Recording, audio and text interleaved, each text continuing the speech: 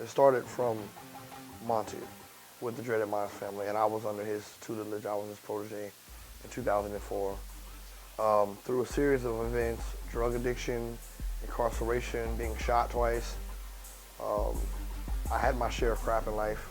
And after my last bid, I got tired of going through the system. I got tired of going through the trap of in and out of jail, in and out of trouble, and on and off drugs, and I got tired. And I decided to humble myself and start from scratch. My family is deeply rooted in this community, very deeply rooted in the drug portion of it. In 2012, my younger brother Kenny and a couple of friends of mine in South Park were here one night. We were freestyling as we used to do back then, and it was a full moon night. We were sitting outside, and we were like, let's just stop playing with this. Let's just do a group. And we were just noticing the scenery, and the moon was full, and it was like, what about the Wolf Pack? First, it's about family.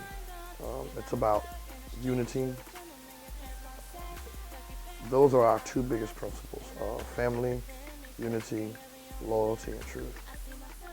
And that was the general purpose for this originally, was a group of kids that I saw in the streets that had gifts and talents, but didn't know what the crap to do with it. So I brought them together and gave them a purpose for it, and gave them a mission behind it, and then this is what came from that.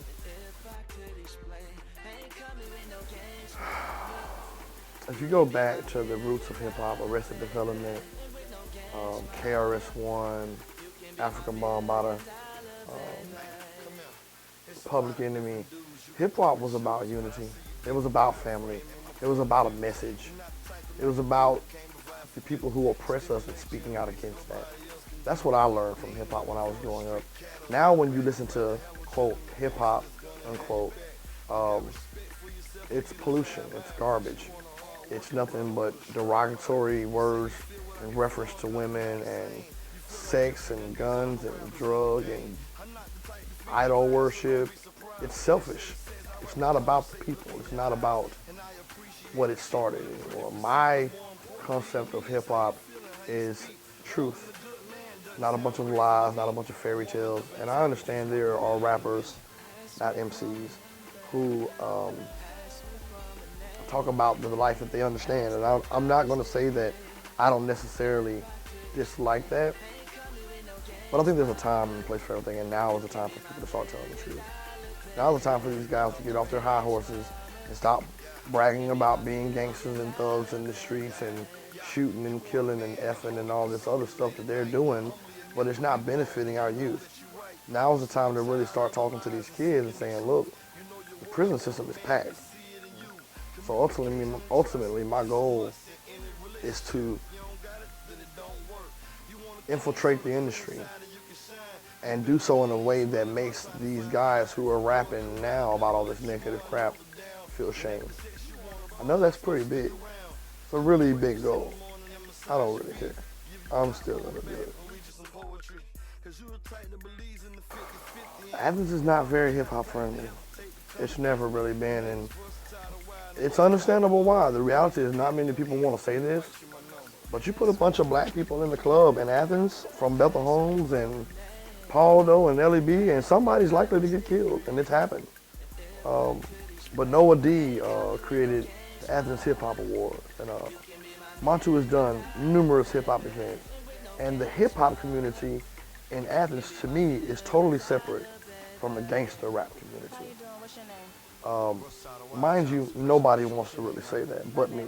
Man, most of my fans who come up to me and talk to me, honestly, believe it or not, most of my fans are 40 to 50-year-old white people.